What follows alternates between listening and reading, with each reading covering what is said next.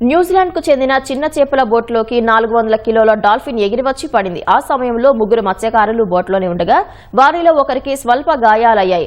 Dolphin తాకిడికి పడవ తీవ్రంగా దెబ్బతింది. డాల్ఫిన్ కి కూడా గాయాలయ్యాయి. దీంతో మత్స్యకారులు న్యూజిలాండ్ కన్వర్సేషన్స్ ఏజెన్సీని సాయం కోరగా డాల్ఫిన్ సహా జాలర్లను వేరే బోట్ ద్వారా తీరం చేర్చారు. ఆ సమయంలో డాల్ఫిన్ ని తడిగా ఉంచడం కోసం వాటర్ ఫ్లష్ సాయంతో నీటిని చల్లారు. తీరం చేర్చాక డాల్ఫిన్ కి వైద్యం అందించి సముద్రంలోకి వదిలారు.